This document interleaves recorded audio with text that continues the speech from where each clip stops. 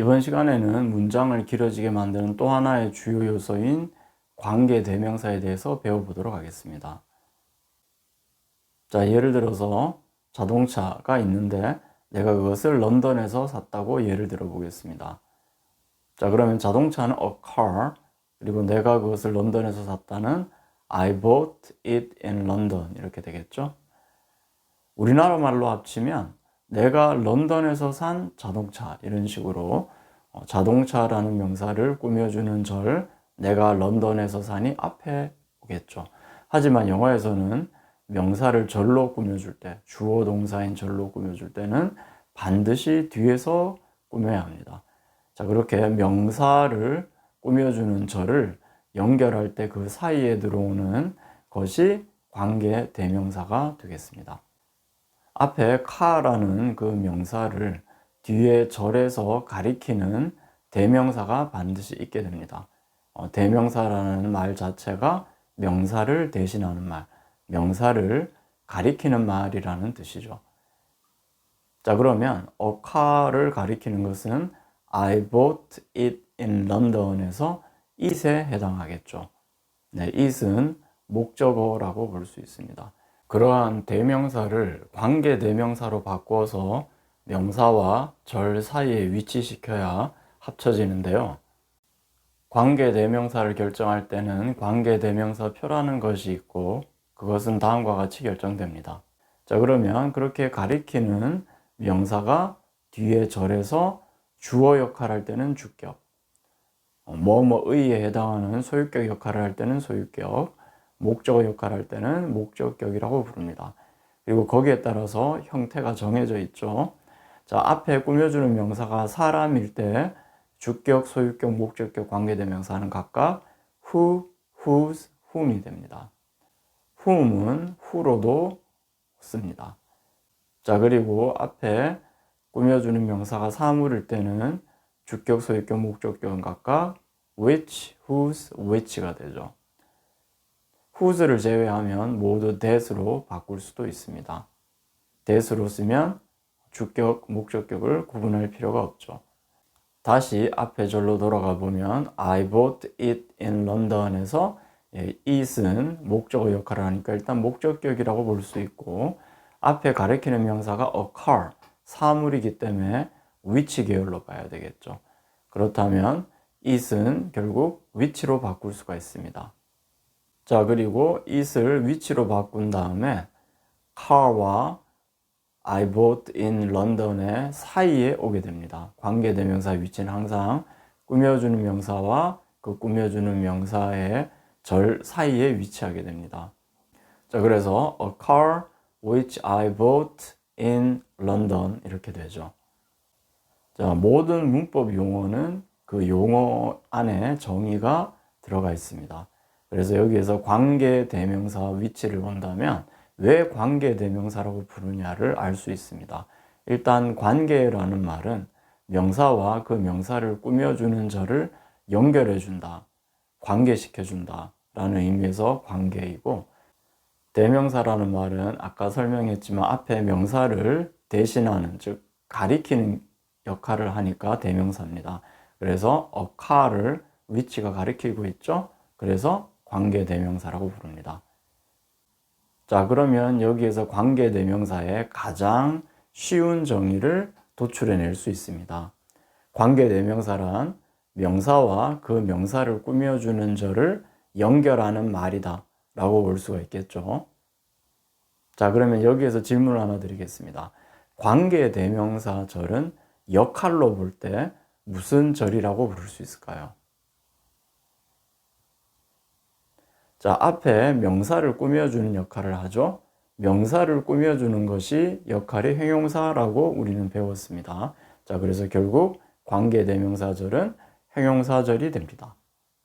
관계대명사를 조금 더 어렵게 설명한다면 관계대명사는 명사와 그 명사를 수식하는 형용사절을 연결하는 대명사라고 볼 수가 있겠습니다. 자, 예를 하나 더 보도록 하겠습니다. 한 남자가 있는데 그 남자가 나에게 영어를 가르칩니다. 그래서 한 남자, the man 그리고 그 남자가 나에게 영어를 가르친다. He teaches me English. 그럼 요거를 합쳐 보겠습니다. 자, 앞에 꾸며주는 명사가 the man, 사람이죠. 자, 사람이고 man을 가리키는 대명사는 뒤에서 he죠. 자, he는 주어 역할을 하니까 주격이라고 볼 수 있습니다. 자, 그렇다면 he를 주격 관계대명사로 변화해서 who로 바꿀 수가 있겠죠. 그래서 합치면 the man who teaches me English가 되겠습니다. 자, 그러면 나에게 영어를 가르치는 그 남자 이렇게 되겠죠. 여기서 질문을 하나 드리겠습니다. 보통 관계대명사 뒤에 완전한 절이 온다고 배우셨나요? 불완전한 절이 온다고 배우셨나요? 완전하다는 것은 빠진 것이 없어서 문장으로 성립이 가능하다는 얘기고, 불완전하다는 것은 빠진 게 있어서 문장 성립이 되지 않는다는 얘기죠. 네, 그렇습니다. 관계대명사 뒤에는 불완전한 절이 옵니다. 자, The man who teaches me English에서 who가 주어 역할을 하죠. 그러면 관계대명사 who 뒤라고 얘기하면 관계대명사 절 안에서 who가 주어인데 그 주어가 빠지는 경우가 됩니다. 자, 그렇게 되면 주어가 없는 절이 되니까 불완전한 절이 되죠. 자, 조금 전 봤던 예문 The car which I bought in London에서도 마찬가지입니다. 자, which 뒤, 즉 관계대명사 뒤라고 하면 뒤에 목적어가 빠지게 됩니다. 왜냐하면 그 관계대명사 절 안에서 which가 목적어 역할을 했기 때문이죠. 그래서 which를 우리가 목적격 관계대명사라고 부릅니다. 다시 정리하면 관계대명사는 명사를 가리키기 때문에 명사 역할을 합니다. 즉 문장에서 주어, 목적어, 보호 역할을 한다는 얘기죠. 그렇다면 관계대명사 뒤라고 하는 경우 그 관계대명사가 빠지기 때문에 주어나 목적어나 보호 중에 하나가 빠지게 되겠죠. 그래서 관계대명사 뒤는 불완전한 절이 온다고 얘기합니다. 자, 이번에는 관계대명사 whose에 대해서 설명하겠습니다. whose는 소유격 관계대명사죠. 그래서 a house, its windows are large를 합쳐서 알아보겠습니다. 자, 이 경우에 it's가 소유격이죠. 그리고 앞에 a house를 가리킵니다. 그래서 소유격 관계대명사의 경우는 앞에 꾸며주는 명사가 사람이냐 사물이냐를 구분할 필요가 없죠. 그래서 it's를 whose로 바꿔주면 됩니다. 관계대명사 whose가 명사와 꾸며주는 절 사이에 있기 때문에 그대로 합치면 되겠죠. 그래서 a house whose windows are large가 됩니다. 그래서 창문이 큰 그 집이 되겠죠. 자, 보통 whose의 경우는 해석을 안 하는데 해석을 굳이 하고 싶다면 그나 그의 정도로 해석해서 a house, 집인데 그 창문이 큰 집 또는 그의 창문이 큰 집 이렇게 해석하시면 됩니다. whose 다음에는 예외적으로 완전한 절이 옵니다. 왜냐하면 whose는 명칭은 관계대명사지만 뭐뭐의라는 의미에서 보다시피 형용사의 역할을 합니다. 사실 논리적으로 본다면 뒤에 명사를 꾸미기 때문에 관계 형용사라고 부르는 게 더 맞을 수도 있겠습니다. 어쨌든 whose는 형용사의 역할을, 즉 수식어의 역할을 하기 때문에 문장에서 반드시 있어야 되는 건 아닙니다. 수식어라는 것은 우리가 입고 있는 옷과 같습니다. 그 옷이 없어진다고 해서 우리가 어떻게 변한다거나 사라지는 것이 아니죠. 마찬가지로 수식어에 해당하는 whose가 없어져도 문장 성립에는 영향을 주지 않습니다. 그래서 whose 다음에는 완전한 절이 오게 됩니다. 그래서 다른 관계대명사들과 차이가 있는 거죠. whose는 보통 다른 관계대명사 뒤에는 불완전한 절이 오지만 whose 뒤에는 완전한 절이 옵니다.